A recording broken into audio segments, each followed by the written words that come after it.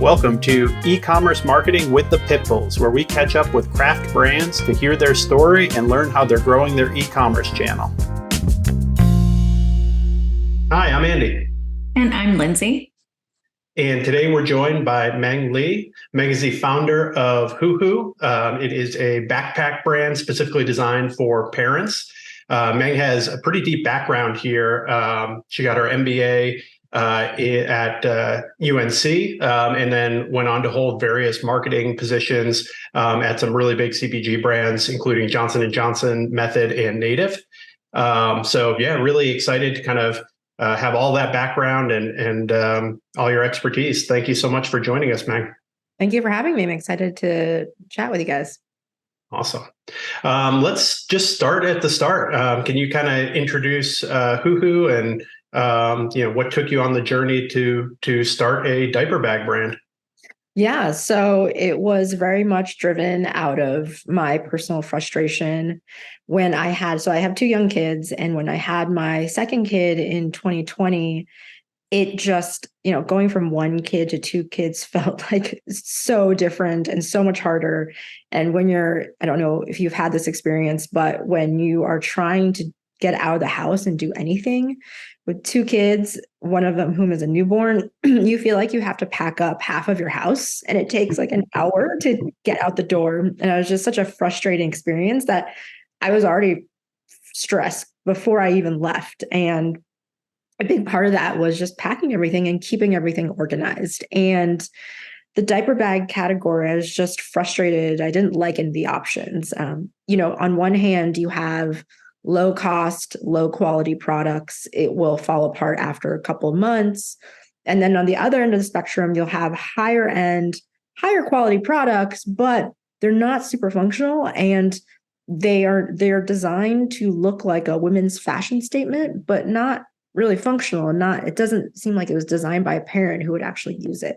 And so for me, I was thinking, I just want something that is simple, well-made, high quality, will last a long time, gender neutral, so my husband and I can both use it. And it doesn't scream diaper bag, so that once I'm done, I'm out of this phase, I can still use this product rather than just throwing it away. So I looked, I couldn't find what I wanted. And so I started working on some initial sketches, turned that into a prototype, and decided to launch my own business because I felt like there were other parents who probably felt the same way as me.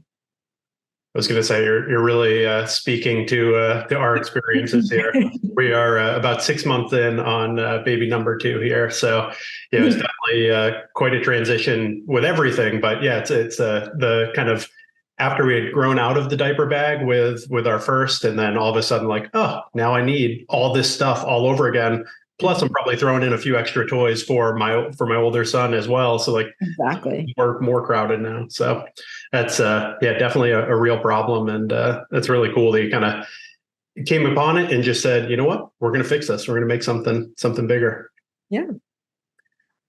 Tell me a little bit about, it seems like most of your background was more on the marketing side. Obviously you're, involved in consumer products, but that must have been a little bit daunting going from like, hey, I've got a problem and kind of an idea to solve it, to like, now how do I actually get this made, get a prototype, like any of those types of, we're all on the marketing side, and I always feel like that side of the business is just foreign to me. So it's like how that journey went for you. Yeah, it was a massive learning curve. And to your point, I've been in marketing in the consumer goods side my whole career, and I've had, a decent amount of insight and work within product development, but never in the soft goods category where there's fabric and it's cut and sew, and it's very, very different versus if you're working in consumer goods and you're just basically putting liquid or some product in a container or canister down a line. It's very different. And I started out and I had no idea where to start. And I figured out, I got to a prototype by just reaching out to people in my network and people who are on the product development side, asking for introductions to people who had experience in soft goods, apparel, travel gear, bags, just to have an understanding of, where should I start? And I talked to someone And I asked him, I said, hey, I have a sketch on a piece of paper. Do I just go to a factory and do I just give them this piece of paper and they'll make it? He was like, no, you can't do that. If you do that, they won't take you seriously. These are the steps what you have to do. You really need to create a document, a tech pack that goes into a lot of detail about the materials and the design and the dimensions. And so I started there. I finally got connected to a person who is a freelancer who does product development. He connected me to a factory, and that's how it got started. That's awesome. How many like iterations were there? I imagine it's the type of thing where the first one was probably nowhere near where you ended up. It was, 10 plus. I mean, first there was many, many rounds of initial designs and sketches. And so that was multiple rounds. And then once you get into the prototyping phase where they're making samples and sewing it for you, that was 10 plus. And I started working on this in the height of COVID during 2020. So everything had to be done remote, and I couldn't meet people in person. I couldn't look at any of the materials in person. So that really extended the timeline too, because it's just a lot of back and forth on phone calls. You're shipping samples all around the world. And yeah, it was also an interesting time to be doing this kind of work and learning it from scratch. Awesome.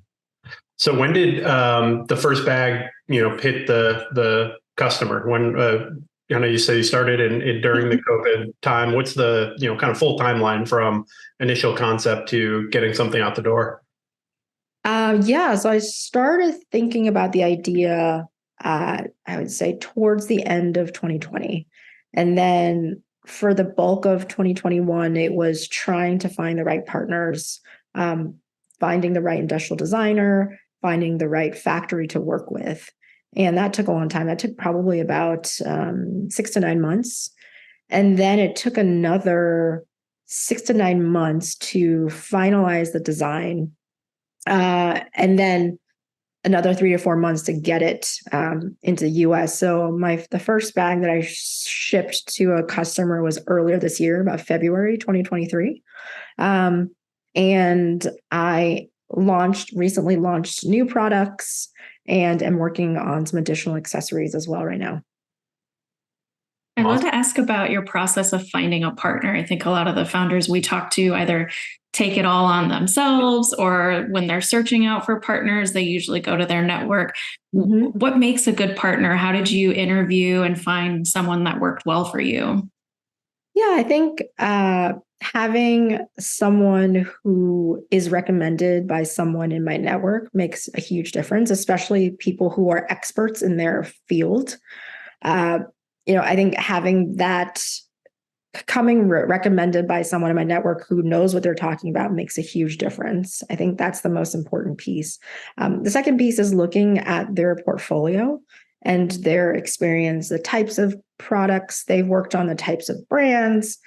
Do they work? For me, I was looking for someone who worked with smaller early stage startups. Have they had that experience? Because that's very different from working with really big, well-resourced companies. And the third, I think, is just having an in-person conversation, making sure that you will work well together, you have good forms of communication that align well, and that it'll be a relatively smooth process. So not just vibes. I would say vibes is the last part of it. Okay. Research is the first two. Yeah. Both important. Probably not the only thing, but yeah. important too. Don't yeah, definitely. Vibes. I love it. So yeah, let's jump over to kind of the marketing side of the story. I know, obviously this is kind of where your background was coming in from, but my guess would be working with some of the larger brands that you had experience with. You probably weren't, starting at this level. So how did that go? Also a huge learning curve. Yeah, to your point, at my last company, I had a team of 15 people. And so I wasn't doing any of the hands-on keyboard work of our marketing plan, right? I was working on bigger picture strategy, getting alignment internally, getting resources, and managing the team and giving them direction and our agency's direction. And once I left and started Huhu, I was doing everything myself, like setting up email campaigns, creating content, writing copy, trying to figure out how to make changes to the website. And so similar, it was a lot of reaching out to friends and people in my network, asking for help, asking for recommendations for freelancers to help on certain aspects of the marketing plan, but also a lot of trial and error and a lot of Googling on my end of how do I do this? How do I do that? And just figuring it out. Definitely. Did you do like a pre-sale or anything prior to launch, or did you wait till you kind of had everything all ready and launched and then start running some traffic? I did pre-orders, but primarily organic, just within my network and organic social media. And then I started running more paid once I had inventory and could ship right away. Gotcha. Yeah. How did you think about that? Kind of that combination of organic versus paid, and starting early on, and then how that evolves over time. Yeah, I think that there's no one way to do this, and it really depends on your product and your customer. But I think for the parenting space, just based on my personal experience, I know parents are doing a lot of research. They're talking to other parents. They're asking for product recommendations in Facebook groups. They're Googling, best stroller, best car seat, best diaper bag, right? So a lot of that is built on word of mouth, affiliate, press. And so I think for me, it was important to start there of building a foundation of organic content, getting third-party credentials, getting product into people, influencer, key opinion leaders' hands, getting reviews, and then layering paid media on top of that. Definitely. Yeah, it seems to be kind of the best way to go about it. You definitely need a little bit of something first before you can just kind of jump right into like, oh, I'm going to start paying for traffic. You need something to build off of. Right. Because you have to have if you're going to drive traffic to your site or wherever you want people to convert, there needs to be some, I think there needs to be, third-party credentials. There needs to be reviews. There needs to be things that convince people to make that purchase. Definitely. Even just having a volume of purchases that have flown through the site. All this is data these days. It's all, kind of data driven and machine learning. I feel like that helps a lot just to have something to feed back into the model, and not just starting from like completely cold. Absolutely. Definitely. Were there any surprises for you moving from, like you said, the strategy side to being at the keyboard? Or was there anything that kind of jolted you like, oh, wow, this is where I'm headed now. No longer in the safe space of strategy zone. Now I'm really in the thick of it. Yeah, it's I don't know, everything. I think when you're working sort of on high level strategy, you for a while and you haven't been in the weeds, you sort of have a tendency of forgetting how much work everything takes. And so, right. And that was sort of a jolt of, oh, right.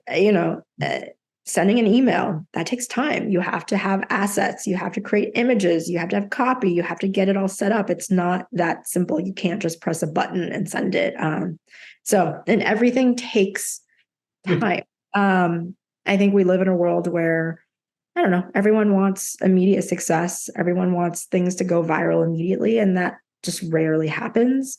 And you just have to, you have to stay consistent, and you have to keep kind of working on and building upon the foundation that you've started with. I love that. Coming from the agency side of the house, I'd love if you could get that broadcast out there. Let's get that education out to everyone. This stuff takes time. It's not just we're just going to throw together an email. How come we don't have that out yet? Totally. Awesome. So what's working now? What as you've been kind of working through this, sounds like we're about a year in, somewhere around there. What strategies are working and maybe what's not working? Yeah, I think that definitely getting press coverage, getting reviews, that makes a huge difference. So I do think investing in PR, getting samples into people's hands, that makes a huge difference. Working with the right content creators and influencers, I found makes a big difference too, because it's not just about numbers. It's not just about working with someone who has the biggest following. It's about someone who really has good engagement, has a connection to their audience. They have trust between them and their audience, and that their niche fits within your product. And so I would say those two things are working. I think with paid media, it's sort of a mixed bag, I would say. I think that it's, especially with a product like mine, which is just under $200, it's not an impulse purchase for most people. And so it's a long purchase cycle. It's a long research cycle in terms of when they first see or exposed to your brand, your message, they're going to need to think about that purchase, look at reviews and look at review sites before they make that decision. And I've seen that with people who convert, it takes them 6 visits to the site before they make a purchase, right? So with paid media, I think it helps with top of funnel, right, getting people in, but you have to do a lot of other things to ultimately help them make that purchase. Yeah, it's a really interesting take, especially because I'd imagine it's a high quality kind of long-term product. It's not going to be built solely on kind of repeat customers and bringing people back in. So kind of a lot of research on the front end. And then ultimately, once you get that purchase, you got to recoup most of your profit through that initial purchase. Right. Exactly. I love that too, the amount of touch points it gets to a purchase. Can you talk about how important that is for a founder to know? I know you just touched on not everything happens quickly, overnight. So knowing that sounds like a really good spot to be in as a founder as you're kind of planning out what to do next. Yeah. Yeah. I mean, I think it's just a good insight to have, just because it shows me pretty clearly that, especially with paid media, you can't just run you can't just run an ad and expect people to convert off of that ad. I think that still plays a role in the marketing funnel, but there has to be a lot more of continuing to create organic content, continuing to reach out to content creators and press to get coverage, and having an email strategy where you capture their email and you continue to build that relationship and turn that cold lead and warm them up into a potential customer over a longer period of time. At least with my product category, it's not just a one channel focus. I've tried that, and I don't think it would work. It might work for other categories, but I think for my product, for this price point, it's tough to say I'm just going to focus on paid media. Like, I'm just going to focus on Facebook ads, and that's going to be what drives this business. That makes sense. Yeah. I think what I was going to follow up with too was, how are you setting yourself apart? I know that that's a big concern. That's a big question constantly with so much media being out there. Buyers having to decide which one fits what I want best. How are you setting yourself apart? And is that been a struggle? What's that been like? Yeah, it's interesting. The diaper bag category is really crowded. It's really crowded, and especially with something like this, where it's a soft goods item, it's not like there's a ton of new innovation and technology that you can talk about. And so a lot of it, everyone sort of talks about the style and the product features of the product, of your bag. And so it's challenging to be super differentiated. And so the way that I've talked about it is really, it's meant to be for parents who want something that is gender neutral. So going after both dads and talking to moms who want something that is a little bit more gender neutral, going after parents who have multiple kids who really need something that is functional and needs to stay organized, versus if you have an older kid, if you have one kid, you don't need to pack as much stuff. So thinking about within my target customer, going a little bit more even laser focus and talking to their specific pain points, so that my product isn't for every parent, and going to find the right parents that this product will appeal to, I think has been the thing that I've worked on to try to differentiate. Awesome. Got to niche down as much as possible, even in the parent space, Totally. I'm curious so a lot of the brands that we might work with would have, more of a consumable product that you buy one time, and then hopefully, we're developing a customer for life. So we're going to try to keep, either developing new products that also fit into the same mindset, but, kind of different ways that you can kind of keep engaging with the brand over time. Whereas here, again, I'm coming back to hey, it's a high quality purchase. Chances are you're going to buy it. You can do a lot of research on the front end, and then buy it, and you have it for life, essentially, or at least through the kids growth phase. How does that change your thoughts about email marketing? It sounds like you're maybe more educational and kind of quick reach out, as opposed to that very long term nurturing where you might be looking for a 2 or 3 year sales cycle. Yeah. And is your question just about marketing or about product development? I guess both. Yeah. I think about product development in terms of, and this is also my experience as a parent as well, which has influenced this, is your needs for products change as your kids grow up. And so thinking about my target consumer, what is their life experience like as their kids age, and what are the products that they need? That's different as their kids grow up. And so thinking about designing products to support them as their kids age. But I also think about building accessories that go with the core backpack product. And so that's another way of increasing AOV and then continuing to go after existing customers and making them into recurring customers that will purchase other products. That's awesome.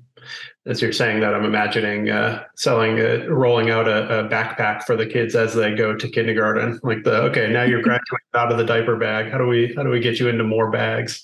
Right. Awesome. This is really cool. All right, so we talked a little bit about paid. We talked a little bit about influencers. I know you're really focused on the content space right now. Tell me about, I know in this market, it seems like it's particularly saturated in terms of influencers and creators out there in kind of the mommy blogger space. To start, how do you approach that and kind of standing out? From a content perspective, but also kind of with who you partner with, and kind of what are you doing in the content space, and how's it working for you? Yeah.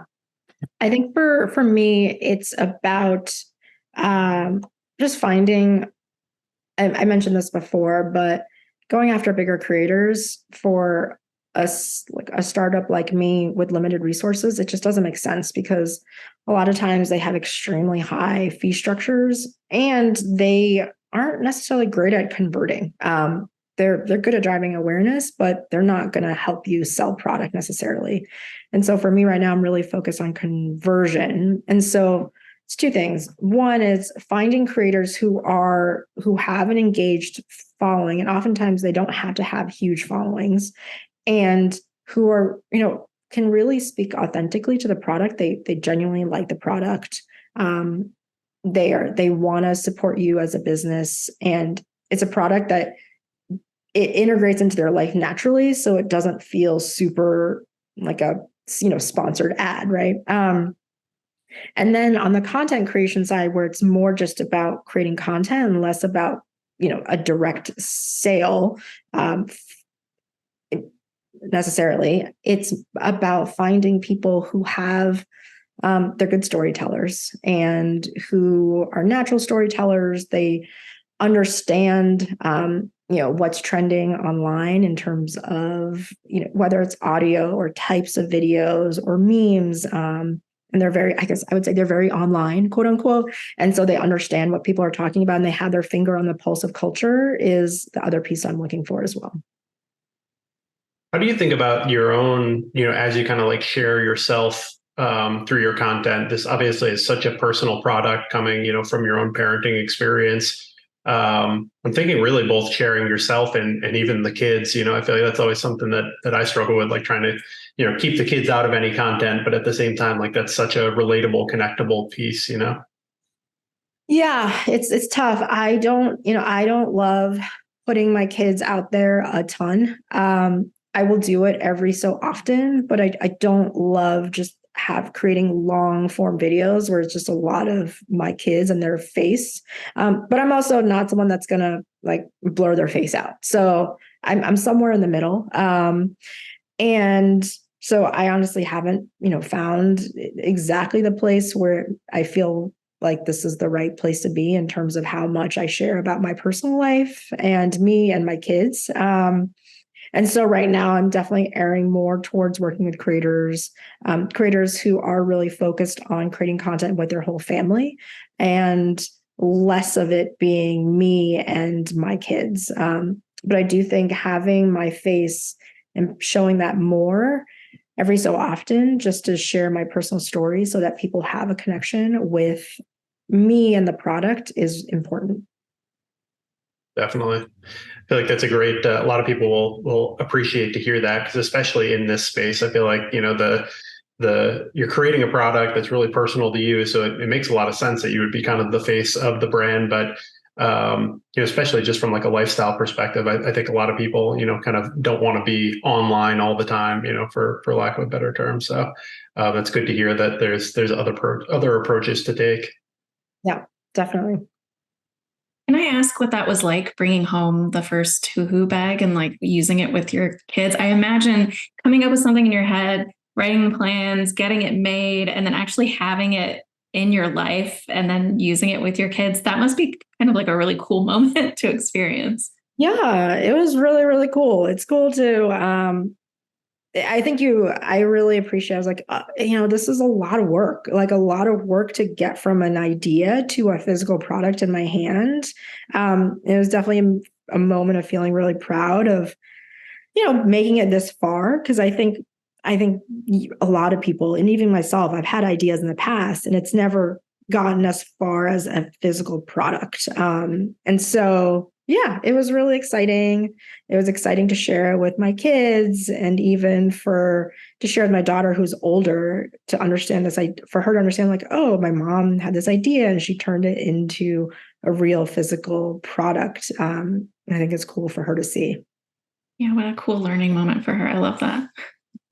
I'm sure you must always get other parents stopping you too. And, oh, that's really cool. Where'd you get that? Oh, yeah, my bag. I made that. Like, it's in my basement. Yeah. Yeah. That's really cool. So what's next for Huhu? Yeah, so I am launching some new products right now. And so right now I'm really focused on promoting those new products and, creating more content with the new products, turning on paid media soon. So it's a lot of prepping for launch, prepping for Black Friday, Cyber Monday, for the holiday season. And then in the background, I'm continuing to work on some additional new products as well. So those are the big focus areas. Awesome. Really exciting. Well, yeah, we'll definitely be keeping an eye on everything and kind of watching as you grow and kind of continuing to keep up with the brand. Could you let our audience know where they can find you? Yeah, you can find me on our website, which is Meet Huhu, meethuhu.com. And then you can also follow us on Instagram. It's the same handle. It's just meet_Huhu, HUHU. Awesome. All right. Well, thank you so much for joining us, Meng. This was great. You really brought a lot of insights. So I appreciate that. And I think the audience is going to get a lot of value out of it. Lindsay, would you bring it all home? Yeah. So thank you again, Meng. We really, really appreciate you coming on today. And thank you to those watching and listening, tuning in to Ecom Marketing with the Pitbulls. Remember to subscribe to get all of our podcasts and YouTube videos as soon as they're released. And if you're finding this show valuable, we'd really appreciate a like on YouTube and a review on your favorite podcast player. And we'll catch you all next time. It's Andy. I'm here with Percy, the original PPC Pitbull. Thanks for checking us out today. If you're ready to take the next step in your digital marketing journey, come on over to ppcpitbulls.com and book a free strategy session. We'll take a few minutes to get to know you and your brand, and I promise you'll leave with actionable insights that you can implement today. Working together, we're going to get you on the right track towards reaching your unique e-commerce goals.